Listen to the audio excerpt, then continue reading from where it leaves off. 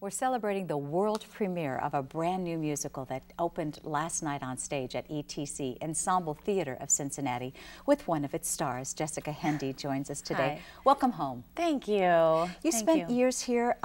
Did you go to Ursula? I did. Yeah, high school. I grew up on the West Side and then went to CCM for college and then moved to New York.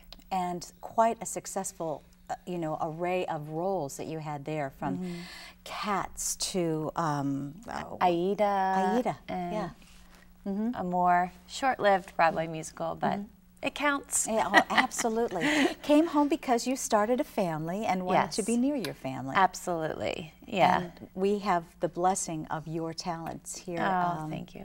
Loved you in Trailer Park. Oh my God, when ETC put on that musical, it was like sold out every night because everybody just fell in love with that musical. And your character, you won an Acclaim Award for it. I did, and we actually sold out before we even opened. Really? So we extended, I think 2 weeks or 1 week, I can't remember, after. It was really exciting, and to have that be my first show coming back from New York was really fun, really fun. Well, the show that's on stage now, called Don't Make Me Pull the Show Over, actually opened at the Fringe Festival, where you portrayed this character for the very first time. Correct. Doing something that is a world premiere by two such prestigious writers has to be a really different experience.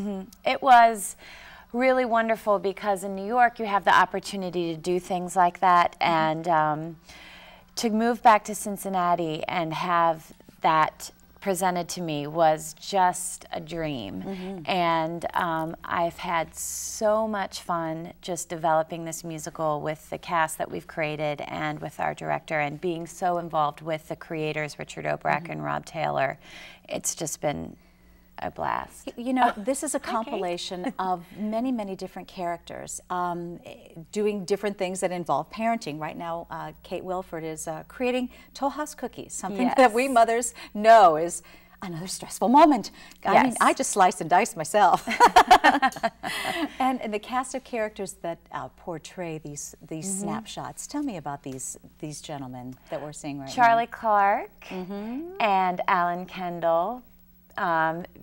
Just a joy to work on stage with and be friends with off stage. Right now they're singing a song called I Had a Freaking Box, which is about, you know, when they were kids, they played with sticks and balls and boxes, and now their children are playing video games. Yes, they don't watch the news, they watch YouTube. Exactly. I mean, you know, it's one of those things that we all, and there you are on stage delivering one of your momentous songs with your incredible voice. Oh, that's so sweet. Oh, I'm not just being sweet. You have some of the best chops. Your pipes are just incredible. When I hear you sing, I think, oh dear God, where is she putting that note? The only thing I can say is when I was little, I wanted to be Annie, so I played the record over and over and over again.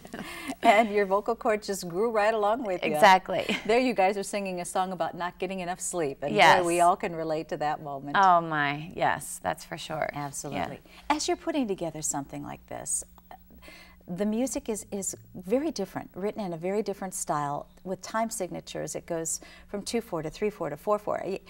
It's very complicated music.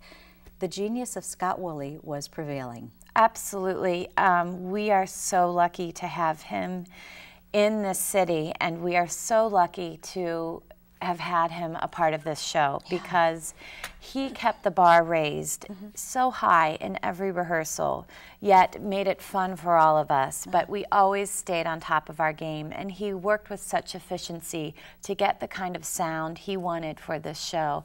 Richard Oberacker called the music athletic, and that is a great description of it because it really is athletic. I mean, and Scott is able to get us to where we need to be every time. He's just amazing and put such nuances into the music. And with 5-part harmony and the chords that were used, chords that are complicated and just a tad dissonant. You had to be so totally focused, and it creates such an edge. It really does. Yeah, and an edgy energy that was there. I loved it. And no one else is doubling your part more often than not. So if you're off, oh man. Yeah, and the a cappella number that you do, I mean, it was just pitch perfect. Yeah. Yeah. I mean, we worked really hard on that one.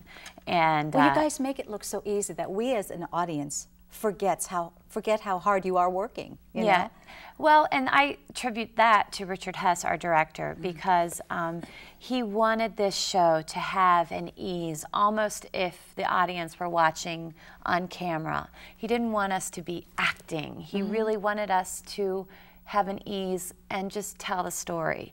And so we had to do a lot of hard work and rehearsal for us to be able to get to that point in production so that we can have that ease. And I mean, they just created a space, both Scott and Richard, that we were able to get there. And they're just wonderful to work for. I noticed that in his director's notes, he wrote, he used the term musical documentary. So you had to be real. You know, in a documentary, it's just real life people saying and feeling and being. And that's exactly what we felt, that reality.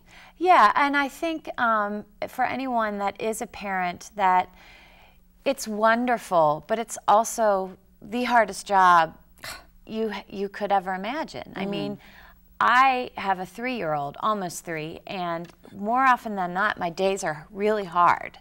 But my days that are great surpass all of the hard things that we go through. And I think that's what they wanted to tell in the story, that being a parent is amazing and it's wonderful, but there's also these other segments about being a parent that are really difficult, and sometimes people don't like to talk about it, or sometimes people don't choose to talk about it, but we're presenting it and we're going to talk about it. And each song is, even though you are one persona, you're really like 5 different characters within the show, because each snapshot of the character that you're portraying at that moment is different from the last time we saw you on stage. So, you know, you have to just be so chameleon-like. One moment you're a young woman who's raising a child on her own, the next moment you're a wife, you know, conversing with. Yeah, and even though there is an arc to the show from beginning to end, and we are a 5-some on stage, we do have these different moments. So we kind of have to shake off the last number so we can do the next number. However, we have to bring a little bit with us through each continuity. Yeah. So it's been really a great, wonderful challenge to be able to create this, because we don't have to fill anyone else's shoes. You know, Betty Buckley never did this show, so we don't have to do it the way Betty Buckley did. You know, we can do it the way we do it, and that's been such a gift. Okay, so you have a 3-year-old, so you've given birth already. Yes. What does it feel like to give birth to some new project, this world premiere?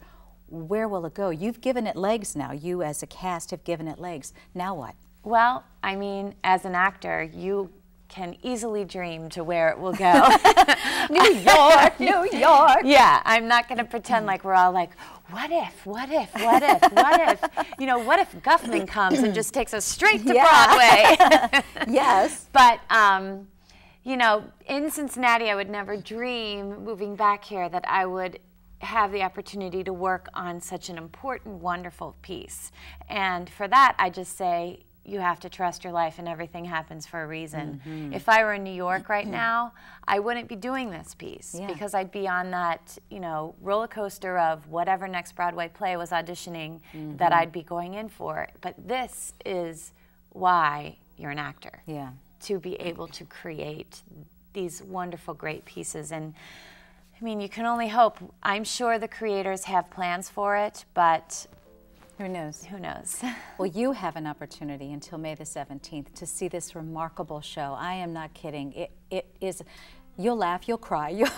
I mean, I hate to say it, but it's do all those things. It's called Don't Make Me Pull the Show Over. It's dispatches from the front lines of parenting, and it's presented at ETC. Make your reservations today. Don't blink. It'll be gone. Oh. Thank you so much for being here. Thanks, Nancy. Oh, such an honor to it. have you here.